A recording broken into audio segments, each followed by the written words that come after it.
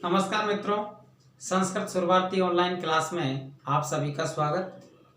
मित्रों, अपन पढ़ रहे थे समास प्रकरण और समास प्रकरण में अपन ने पिछले वीडियो में अपन ने समास का सामान्य परिचय पढ़ लिया था और उसके बाद अपन ने समास नंबर 1 केवल समास पढ़ लिया था।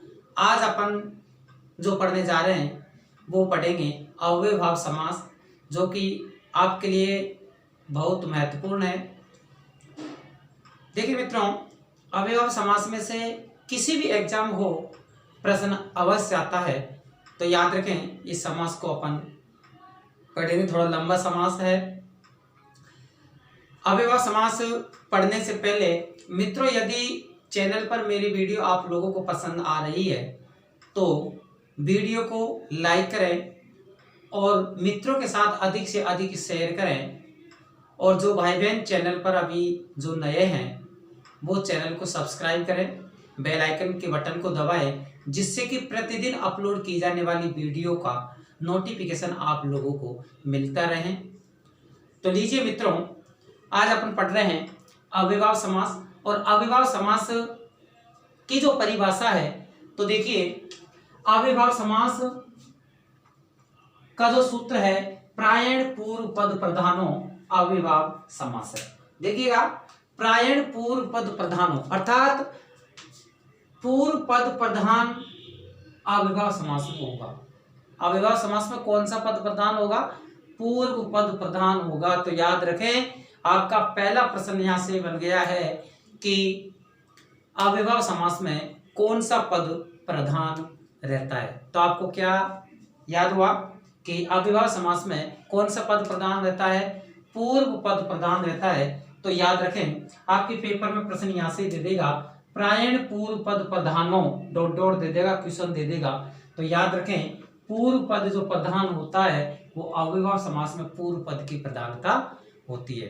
तो याद रखें, प्रश्न आ गया कि अव्ययभाव समास में पद की प्रधानता रहती है पूर्व पद की, अंतिम पद की, उभय पद की या कोपी नास्ति। तो याद रखें, पूर्व पद की प्रधानता अव्ययभाव समास में रहती है। तो ये याद रखें, पूर्व पद की प्रधानता अव्ययभाव समास में। और अव्ययभाव समास की परिभाषा अपन जो पढ़ेंगे वो देखिए अपन इस डायग्राम से पढ़ेंगे। डायग्राम से थोड़ा सरल रहेगा। तो देखिए, पूर्व पद अव्ययभाव समास में या समास कोई सा भी हो, समास में 2 या 2 से अधिक पदों का होना अति आवश्यक है। क्योंकि याद रखें मित्रों, एक पद में संधि हो सकती है जबकि एक पद में समास नहीं होता। समास करने के लिए 2 पदों का होना अति आवश्यक है। समास करने के लिए 2 पदों का होना अति आवश्यक है। तो समास में 2 या 2 से अधिक पद हो सकते हैं, लेकिन एक पद में कदापि समास नहीं होता। एक पद में संधि हो सकती है। तो याद रखें, समास में 2 पद होना का आवश्यक है। तो इस अव्ययभाव समास में जो प्रथम पद होगा, जो पूर्व पद होगा, वो अव्यय होगा या उपसर्ग होगा। और अंतिम पद जो होगा अर्थात उत्तर पद जो होगा वो संज्ञा शब्द होगा। तो आपको एक प्रश्न यहां से क्लियर हो गया कि अव्ययभाव समास में प्रथम पद रहता है अव्यय। क्या रहता है? अव्यय। अव्यय या उपसर्ग। पब्लिक में याद रखें, अव्ययभाव समास का प्रथम पद किसकी भूमिका निभाता है? या तो अव्यय रहेगा या उपसर्ग रहेगा। और अव्ययभाव समास का जो अंतिम पद होता है अर्थात जो उत्तर पद होता है वो संज्ञा शब्द होता है। क्या होता है मित्रों? संज्ञा शब्द होता है। तो अपन इस डायग्राम से इसकी परिभाषा पहचान गए हैं। इसकी परिभाषा अपन ये मान सकते हैं कि जिस समस्त पद का प्रथम पद अव्यय या उपसर्ग हो तथा अंतिम पद संज्ञा शब्द हो तो वह अव्ययभाव समास कहलाता है। वह कौन सा समास कहलाता है? अव्ययभाव समास कहलाता है। समास की परिभाषा समझ में आई? याद रखें, समास का जो सूत्र है आपके सामने, प्रायण पूर्व पद प्रधान अव्ययभाव समास है। तो अव्ययभाव समास में कौन से पद की प्रधानता रहती है? पूर्व पद की प्रधानता रहती है। पूर्व पद क्या रहता है अव्ययभाव समास का? अव्यय या उपसर्ग रहता है। अंतिम पद क्या रहता है, संज्ञा शब्द रहता है।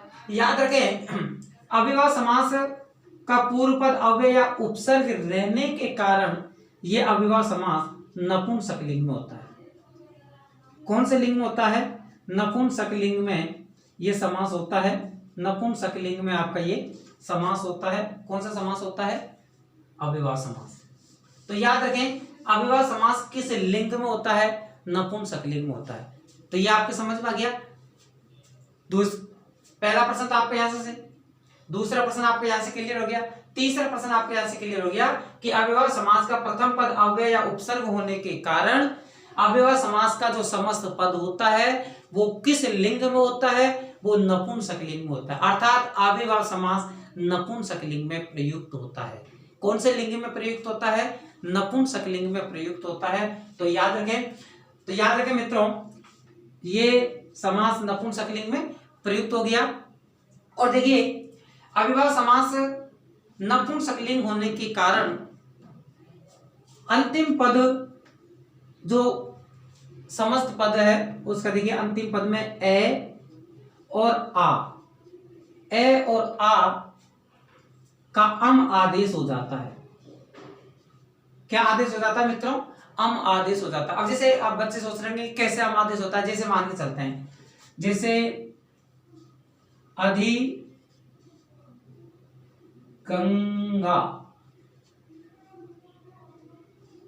अधिगंगम। अब इस शब्द में ये बताइए मुझे कि इस शब्द में दो पद है ना आपके, एक तो अधि है गंगा, तो ये तो अधि है और यह शब्द कौन सा आपका गंगा है। यहां पर ये ए या आ से अंत शब्द है ना, ये ए और आ से अंत होने वाले शब्दों में क्या आदेश हो जाता है, अम आदेश हो जाता है। क्या आदेश हो जाता है मित्रों, अम आदेश हो जाता है उपसर्ग लगने के कारण। क्योंकि नपुंसक लिंग में अपन को प्रयुक्त करना है, क्योंकि अव्ययभाव समास कौन से लिंग में होता है, नपुंसक लिंग में होता है। तो ये गंगा शब्द है, गंगा में आ का अम आदेश हो गया। जैसे मान के चलते हैं अधि रामम, अधि रामम। अब इसमें देखिएगा ये उपसर्ग है आदि, इसमें शब्द कौन सा है, राम। कौन सा शब्द है मित्रों, राम। तो राम आकारांत है, आकारांत है, तो इस ए के स्थान पर कौन सा क्या आदेश कर दिया अपन ने, अम आदेश कर दिया। क्या कर दिया मित्रों, अम आदेश कर दिया। तो ये याद रखें कि अव्ययभाव समास में जो ए और आ से अंत होने वाले जो शब्द है उसमें अम आदेश हो जाता है। क्या आदेश हो जाता है, अम आदेश हो जाता है। तो अगला प्रश्न कौन सा तैयार हो गया आपके सामने, आपके सामने अगला प्रश्न तैयार हो गया कि अव्ययभाव समास में या अव्ययभाव समास के समस्त पद में ए और आ का आदेश होगा। क्या आदेश होगा, अम आदेश होगा। तो याद रखें ये नपुंसक लिंग में प्रयुक्त होता है, इसलिए यहां पर अम आदेश कर देते हैं। और वाकी जो है, वाकी जैसे ई है, ऊ है, तो याद रखें वाकी शब्दों में विभक्तियों का लोप हो जाता है। जो प्रत्यय है उन प्रत्ययों का लोप हो जाता है। जैसे मान के चलते हैं ये हरी है, क्या ये हरी, तो इसको अपन अधि, यहां पर विसर्ग का लोप कर देंगे। क्या कर देंगे मित्रों, यहां पर विसर्ग का लोप कर देंगे। इस विसर्ग मतलब ये क्या है, यहां पर सुप है, सुप प्रत्यय में प्रथम व्यक्ति का प्रयोग होता है, तो इस प्रकार से इसका लोप करने जाते हैं। बाकी शब्दों में विभक्तियों का लोप कर देंगे। और याद रखें कि समस्त पद में अर्थात अव्ययभाव समास का जो समस्त पद है उसमें कभी भी बड़ी ई की मात्रा नहीं आती, बड़ी की मात्रा नहीं आती। तो याद रखें वह शब्द नपुंसक लिंग में प्रयुक्त होता है।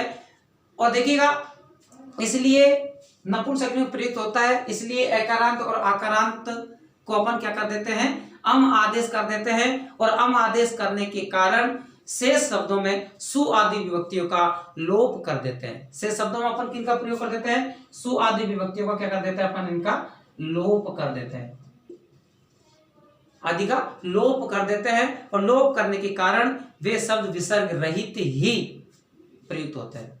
जब अपन सु आदि विभक्तियों का लोप कर देंगे तो विसर्ग कौन किस में प्रयुक्त होता है, विसर्ग रहित ही प्रयुक्त होते हैं। और समस्त पद के अंत में कभी भी दीर्घ स्वर नहीं आता। याद रखें अव्ययभाव समास का कोई सा भी समस्त पद होगा उसके समस्त पद के अंत में कभी भी दीर्घ स्वर नहीं होगा। तो याद रखें अव्ययभाव समास की परिभाषा एक साधारण सी बात है। तो देखिए एक बार पुनः और बता देता हूं आप लोगों को। अव्ययभाव समास में से प्रश्न बनता है ऐसे। तो अव्ययभाव समास का सूत्र है प्रायेण पूर्व पद प्रधानो अव्ययभाव समास है। अव्ययभाव समास में किस पद की प्रधानता रहती है? पूर्व पद की प्रधानता रहती है, अर्थात प्रथम पद की प्रधानता रहती है। अब परिभाषा अपन देखेंगे कि जिस समस्त पद का प्रथम पद अव्यय या उपसर्ग हो तथा अंतिम पद या उत्तर पद संज्ञा शब्द हो तो वह अव्ययभाव समास कहलाता है। अव्ययभाव समास प्रथम पद अव्यय या उपसर्ग होने के कारण अव्ययभाव समास का जो पद होगा अर्थात समस्त पद होगा वो नपुंसकलिंग में प्रयुक्त होगा। किसमें प्रयुक्त होगा? नपुंसकलिंग में प्रयुक्त होगा। और नपुंसकलिंग में प्रयुक्त होने के कारण ए और आ से अंत होने वाले शब्दों में अम का आदेश हो जाता है। ए आ से अंत होने वाले शब्दों में क्या आदेश हो जाता है? अम आदेश हो जाता है। और बाकी शब्दों में सु आदि प्रत्ययों का लोप हो जाता है। बाकी शब्दों में क्या हो जाता है? सु आदि प्रत्ययों का लोप हो जाता है, जिससे वह विसर्ग रहित या विसर्ग रहित ही प्रयुक्त दिखाई देते हैं, अर्थात वहां पर विसर्ग नहीं दिखाई देगा। और याद रखें अव्ययभाव समास का जो समस्त पद होगा उस समस्त पद में अंतिम शब्द में कभी भी दीर्घ ई की मात्रा नहीं होगी, दीर्घ की मात्रा नहीं दिखाई देगी। तो ये याद रखें। इस प्रकार से आपका अव्ययभाव समास की परिभाषा थी।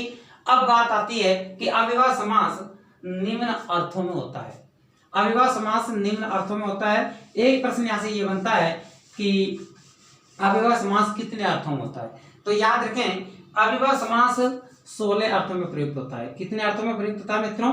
16 अर्थों में ये प्रयुक्त होता है। 16 अर्थों में, जिसको अपन षोडश कहते हैं। क्या कहते हैं मित्रों? षोडश अर्थों में प्रयुक्त होता है। कितने अर्थों में प्रयुक्त होता है ये? अव्ययभाव समास कितने अर्थों में प्रयुक्त होता है? ये षोडश अर्थों में, अर्थात 16 अर्थों में ये प्रयुक्त होता है। अव्ययभाव समास कितने अर्थों में प्रयुक्त होता है?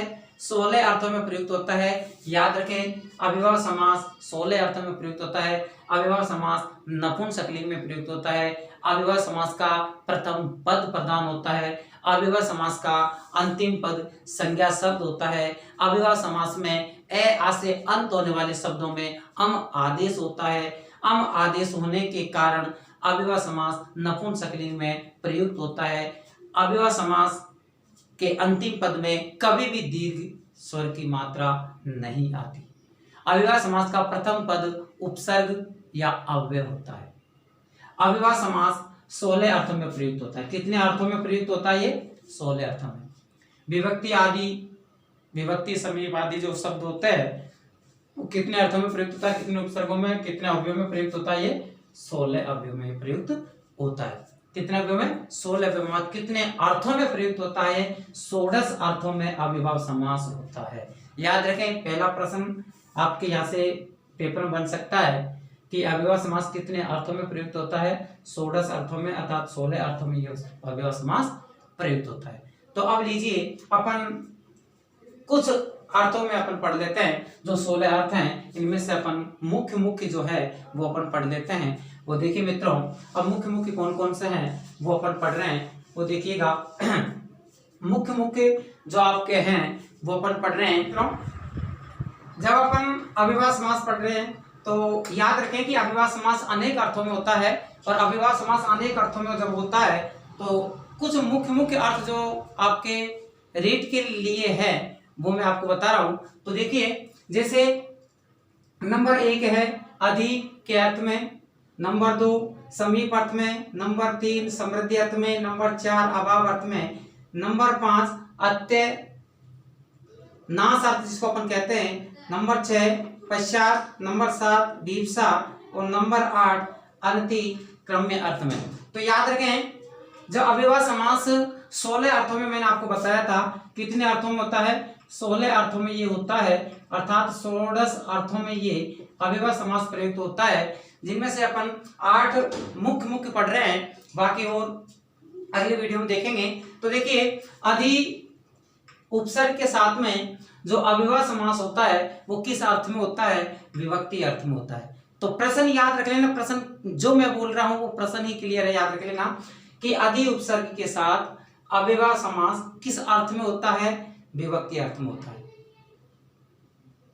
किस में होता है? विभक्ति अर्थ में होता है। और कौन सी विभक्ति का प्रयोग किया जाता है इसमें? सप्तमी विभक्ति का प्रयोग किया जाता है। अर्थात याद रखें, अधि उपसर्ग के साथ विभक्ति अर्थ में किस विभक्ति का प्रयोग किया जाता है?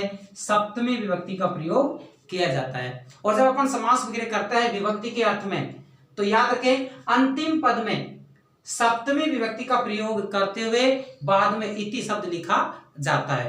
तो समस्त पद का समास वगैरह करना भी आ गया, और कौन सी विभक्ति का प्रयोग किया जाता है वो भी अपन के सामने क्लियर आ गया। एक बार वो देख लीजिएगा। अव्ययभाव समास 16 अर्थों में होता है, जिनमें से अपन नंबर 1 पढ़ रहे हैं, अधि उपसर्ग के साथ में किस अर्थ के साथ अव्ययभाव समास होता है? विभक्ति अर्थ के साथ। अर्थात विभक्ति के अर्थ में अव्ययभाव समास होता है किस अव्यय के साथ या किस उपसर्ग के साथ? अधि के। अधि उपसर्ग के साथ विभक्ति अर्थ में अव्ययभाव समास होता है। आप याद रखें कि अधि उपसर्ग के साथ किस अर्थ में अव्ययभाव समास होता है? विभक्ति के अर्थ में होता है। और याद रखें अधि उपसर्ग के साथ अव्ययभाव समास किस विभक्ति में प्रयुक्त होता है? सप्तमी विभक्ति में प्रयुक्त होता है। कौन सी विभक्ति में प्रयुक्त होता है? सप्तमी विभक्ति में। अब याद रखें समास वगैरह कैसे करते हैं, तो अंतिम पद में सप्तमी विभक्ति का प्रयोग करेंगे। अंतिम पद कौन सा है? हरि। हरि में सप्तमी विभक्ति का प्रयोग किया, हरो इति। शब्द क्या बन गया अपने पास में? हरो इति, हरि में या हरि के विषय में। इसी प्रकार दूसरा है अपने पास में समीप। समीप अर्थ के साथ अपन किस अव्यय किस उपसर्ग के साथ अपन इसको अव्ययभाव समास करते हैं? तो याद रखें समीप अर्थ में उप उपसर्ग के साथ, समीप अर्थ में किस उपसर्ग के साथ अव्ययभाव समास होता है? उप उपसर्ग के साथ। याद रखें समीप अर्थ में उप उपसर्ग के साथ अव्ययभाव समास होता है। और समस्त पद का समास वगैरह करते समय अंतिम पद में कौन सी विभक्ति का प्रयोग करते हैं? षष्ठी विभक्ति का प्रयोग करते हैं। याद रखें कि अव्ययभाव समास में ज्यादातर षष्ठी विभक्ति का प्रयोग किया जाता है। तो याद रखें समीप अर्थ में किस उपसर्ग के साथ या किस अव्यय के साथ अव्ययभाव समास होता है? उप अव्यय के साथ समास होता है। किस अव्यय के साथ? उप अव्यय के साथ। समस्त पद का समास वगैरह जब अपन करेंगे तो अंतिम पद में कौन सी विभक्ति का प्रयोग करेंगे? षष्ठी विभक्ति का प्रयोग करेंगे। याद रखें उप उपसर्ग के साथ किस विभक्ति में अव्ययभाव समास होता है? षष्ठी विभक्ति में अव्ययभाव समास होता है। किस विभक्ति में होता है? षष्ठी विभक्ति में। याद रखें समस्त पद का समास वगैरह करते समय अंतिम पद में षष्ठी विभक्ति का प्रयोग करेंगे। अंतिम पद कौन सा अपने पास में यहाँ पर? गंगा। गंगा का षष्ठी गंगाया, ये कर दिया अपन ने, गंगाया। और अंतिम पद क्या लिख देंगे? फिर उप लिख देंगे। अर्थात उप उपसर्ग के साथ समीप अर्थ होता है। तो समस्त पद का समास वगैरह करते समय अंतिम पद में षष्ठी विभक्ति का प्रयोग करते हुए बाद में समीपम शब्द लिखा जाता है। तो याद रखें उप उपसर्ग के साथ समास वगैरह करना आ गया। एक बार दोबारा देख लीजिए। अंतिम पद में षष्ठी विभक्ति का प्रयोग करते हुए बाद में समीपम शब्द लिखा जाता है। किस उपसर्ग के साथ? उप उपसर्ग के साथ। किस अर्थ में? समीप अर्थ में। आगे समझ में कृष्ण के, जिसको अपन उपगंगम, गंगा के समीप। आगे है समृद्धि अर्थ में। समृद्धि अर्थ में किस अव्यय के साथ समास होता है? किस अव्यय के साथ अव्ययभाव समास होता है? तो याद रखिए समृद्धि अर्थ में सु अव्यय के साथ अव्ययभाव समास होता है। क्या होता है? सु अव्यय के साथ। इसको इधर लिख देता हूं, एक लाइन हो जाएगी। ये आदि और इधर ये विभक्ति। अब एक साथ में हो गई, ये उपसर्ग उपसर्ग हो गया, ये अर्थ हो गया। तो याद रखें अभाव ये समृद्धि अर्थ में सु अव्यय के साथ अव्ययभाव समास होता है। समस्त पद का समास वगैरह करते समय अंतिम पद में षष्ठी विभक्ति का प्रयोग करते हुए और बाद में समृद्धि शब्द लिखा जाता है। तो भारत का नाम समृद्धि, अर्थात भारत की समृद्धि। याद रखें षष्ठी विभक्ति का प्रयोग होता है सु अव्यय के साथ। इसी प्रकार अभाव अर्थ में निर अव्यय के साथ या निर उपसर्ग के साथ अव्ययभाव समास होता है। अभाव अर्थ में किस उपसर्ग के साथ या किस अव्यय के साथ अव्ययभाव समास होता है? अभाव अर्थ में निर अव्यय के साथ या निर उपसर्ग के साथ अव्ययभाव समास होता है। और समस्त पद का समास वगैरह करते समय अंतिम पद में जो विभक्ति का प्रयोग करेंगे वो कौन सी विभक्ति का प्रयोग करेंगे? षष्ठी विभक्ति का प्रयोग किया जाएगा। कौन सी विभक्ति का? षष्ठी विभक्ति। याद रखें जैसे अंतिम पद कौन सा अपने पास में, गुण। आगे उपसर्ग आपको दिखाई दे रहा है निर, निर उपसर्ग के साथ अव्ययभाव समास होता है। तो याद रखिए यहाँ पर निर दिखाई दे रहा है तो अपन दिमाग लगा लेंगे कि निर उपसर्ग तो किस अर्थ में होता है, अभाव अर्थ में होता है। और अभाव अर्थ में कौन से व्यक्ति का प्रयोग करता है, षष्ठी का करता है। तो अंतिम पद में षष्ठी व्यक्ति का प्रयोग कर दो। याद रखिए गुण क्या है, तो गुणा नाम अभाव है, ये षष्ठी गुणा नाम और अभाव है पीछे लिखा जाता है। ये समास वगैरह हो गया। इसी प्रकार अत्य अर्थ में जो नाश अर्थ जिसको कहते हैं, ये अति अव्यय के साथ होता है, अति उपसर्ग के साथ होता है। और अंतिम पद में जो विभक्ति का प्रयोग करते हैं वो षष्ठी का ही प्रयोग करते हैं। कौन सी व्यक्ति का प्रयोग करते हैं अपन, षष्ठी व्यक्ति का प्रयोग करते हैं। जैसे अति हिमम अपने पास में शब्द है, अंतिम पद कौन सा है, हिम, हिम में षष्ठी व्यक्ति का प्रयोग करेंगे, हिमस्य अत्य, हिमस्य अत्य, अर्थात हिम यानी वर्प, अत्य यानी नाश, नाश अर्थ में षष्ठी व्यक्ति का प्रयोग किया जाता है। तो याद रखें यहाँ पर अति उपसर्ग का प्रयोग नाश अर्थ में षष्ठी व्यक्ति का प्रयोग किया जाता है। इसी प्रकार देखिए आगे पश्चात अर्थ में, पश्चात अर्थ में अनु उपसर्ग के साथ प्रयोग किया जाता है। याद रखें पश्चात अर्थ में अनु उपसर्ग के साथ या अनु अव्यय के साथ अव्ययभाव समास होता है। और अंतिम पद में जब अपन विभक्ति का प्रयोग करेंगे तो वो षष्ठी व्यक्ति का प्रयोग किया जाएगा। समस्त पद में जब समास विग्रह करेंगे, समस्त पद का समास विग्रह करेंगे तो अंतिम पद में कौन सी विभक्ति का प्रयोग करेंगे अपन, षष्ठी व्यक्ति का प्रयोग करेंगे। तो देखिए पश्चात अर्थ में अनु उपसर्ग के साथ अनु अव्यय के साथ अव्ययभाव समास होता है। समस्त पद का समास विग्रह करते समय अंतिम पद में षष्ठी विभक्ति का प्रयोग करते हुए बाद में पश्चात शब्द लिखा जाता है। तो अंतिम पद कौन सा अपने पास है यहाँ पर, सीता, सीता की षष्ठी क्या जाएगी, सीताया, और पीछे क्या लिखना है अपन को, पश्चात लिखना है। तो ये अनुसीतम जो शब्द दिखाई दे रहा है, अनु दिखाई दे रहा है तो अपन कह सकते हैं कि ये पश्चात अर्थ में है। और सीतम ये अपन जानते हैं अकारांत है जिसका अमादेश हुआ है। अब समस्त पद ही इसका समास विग्रह अपन करेंगे तो अनु उपसर्ग के साथ में कौन से व्यक्ति का प्रयोग किया जाता है, षष्ठी का किया जाता है। तो अपन कर सकते हैं सीताया पश्चात, सीता के पीछे। तो इस प्रकार से याद रखें। आगे है अपने पास में विप्सा के अर्थ में, विप्सा कहते हैं अपन पुनरावर्ती को, विप्सा किसे कहते हैं अपन, पुनरावर्ती को। अर्थात विप्सा एक शब्द को दो बार लिखना होता है उसको विप्सा कहा जाता है। पुनरावर्ती एक शब्द की जब होती है उसे विप्सा कहा जाता है। तो विप्सा के अर्थ में प्रति अव्यय के साथ अव्ययभाव समास होता है। किस अव्यय के साथ होता है, प्रति अव्यय के साथ समास होता है। और जब अपन समस्त पद का समास विग्रह करते हैं तो इसमें शब्द को शब्द की पुनरावृत्ति करते हुए द्वितीय व्यक्ति का प्रयोग करते हैं। कौन सी व्यक्ति का प्रयोग करते हैं अपन, द्वितीय व्यक्ति का प्रयोग करते हैं। और बाद में यानी अंतिम में उपसर्ग को लिखा जाता है। जैसे प्रतिदिनम शब्द है, ये प्रति उपसर्ग दिखाई दे रहा है तो अपन कह सकते हैं कि प्रति उपसर्ग किस अर्थ में होता है, विप्सा के अर्थ में होता है।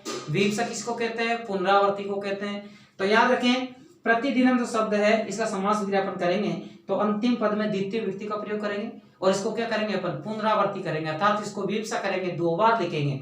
तो दिनम दिनम प्रति क्या कर देंगे अपन, दिनम दिनम प्रति। तो याद रखें विप्सा के अर्थ में द्वितीय व्यक्ति का प्रयोग किया जाता है। इसी प्रकार अनतिक्रम में है, अनतिक्रम में यथा अव्यय के साथ समास होता है। यथा अव्यय के साथ जो अनतिक्रम में अर्थ में जब समास होता है तो किस अव्यय के साथ होता है, यथा अव्यय के साथ समास होता है। जैसे यथाशक्ति है तो अपन इसका समास विग्रह जब अपन करेंगे समस्त पद का तो द्वितीय व्यक्ति का प्रयोग करेंगे। अंतिम पद में कौन सी व्यक्ति का प्रयोग करेंगे अपन, द्वितीय व्यक्ति का प्रयोग करेंगे। जैसे शक्तिम अनतिक्रम में, शक्ति के अनुसार, अर्थात अनतिक्रम में अनुसार अर्थ में जो अव्यय समास होता है वो यथा अव्यय के साथ होता है।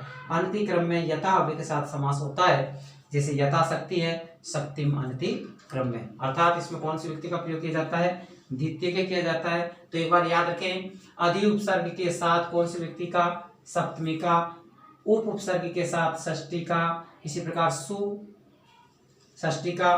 तो ये आप याद रखें कि अधि उपसर्ग किस अर्थ में होता है, विभक्ति अर्थ में। उप उपसर्ग किस अर्थ में होता है, समीप अर्थ में। सु उपसर्ग समृद्धि अर्थ में। निर उपसर्ग अभाव अर्थ में। अति उपसर्ग अत्य अर्थ में। अनु उपसर्ग पश्चात अर्थ में। प्रति उपसर्ग विप्सा के अर्थ में। और यथा अनतिक्रम के अर्थ में। तो ये मुख्य अव्ययभाव समास के अर्थ थे जिसमें आपने ये उदाहरण देखे हैं और बाकी आगे अपन पढ़ेंगे।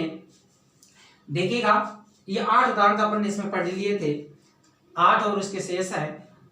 तो याद रखें कि अव्ययभाव समास के जो मेन जो उदाहरण है वो आपके सामने ये है। तो मैंने आपको लिख दिया इन अर्थों में से जितने भी उदाहरण हैं आप लोग और पढ़ लीजिएगा तो आपको याद रहेगा। याद रखें, मैंने आपको सामने लिख ही दिया था कि अव्ययभाव समास में जो प्रश्न बनते हैं वो कहाँ से बनते हैं। तो याद रखें, अव्ययभाव समास में से जो प्रश्न बनता है वो आपको परिभाषा में से बन जाता है। परिभाषा में से बनने के बाद ये आपके यहाँ उपसर्ग, इन अर्थों में से आपके समास बनते हैं। और याद रखें कि अव्ययभाव समास एक नदी विषय सूत्र है। नदी विषय यानी नदी विषय जो शब्द है संख्यावाची शब्द आदि नदीवाचक शब्द के साथ दिखाई देता है तो वहां पर भी अव्ययभाव समास होता है, जो अपन या तो अगली वीडियो में पढ़ लेंगे, नहीं तो वो एक उदाहरण और है मित्रों, तो वो आपको अभी बता देता हूँ। देखिएगा, जब आप पढ़ते हैं अव्ययभाव समास तो अव्ययभाव समास जब नदी विषय सूत्र अपन जब पढ़ेंगे तो नदी विषय जो सूत्र है, देखिएगा नदी विषय ये जो सूत्र है इस अर्थ में भी अव्ययभाव समास होता है। और नदी विषय सूत्र ये कहता है यदि पूर्व पद संख्यावाची शब्द हो और अंतिम पद नदीवाचक हो तो वहां अव्ययभाव समास होता है। तो याद रखें, जैसे पूर्व पद संख्यावाची, ये संख्यावाची, ये संख्यावाची और अंतिम पद कौन सा हो, नदीवाचक हो, तो वहां पर भी कौन सा समास होता है, अव्ययभाव समास हो। जैसे मान के चलते हैं पंच नदी, ये पंच नदम, ये पंच नदम, ये आपका शब्द है पंच नदम, ये पंच गंगम, सप्त गंगम, सप्त गोदावरम, ये सप्त गोदावरी। तो याद रहे पंच गंगम जो शब्द है, पंच गंगम या पंच नदम, 5 नदियों का जो समूह होता है वो पंच नदम कहलाता है। जैसे पंच गंगम भी अपन कह सकते हैं। जैसे मान के चलते उदाहरण देखिए आपको, पंच गंगम क्या कर दिया अपन को, ये पंच गंगम। अब देखिए प्रथम पद कौन सा आपका, पंच, अंतिम पद कौन सा आपका, गंगा। तो अपना सूत्र नदी विषय सूत्र यह कहता है कि प्रथम पद संख्यावाची हो और अंतिम पद नदीवाचक शब्द हो तो वह अव्ययभाव समास होता है। कौन सा होता है मित्रों, अव्ययभाव समास होता है। यह आप याद रखें, अव्ययभाव समास होता है। और ये समाहार अर्थ में इसका समास वगैरह किया जाता है। समाहार अर्थ में जैसे पंचगंगम है, पंचानाम गंगा नाम समाहार है। जैसे पंचानाम गंगा नाम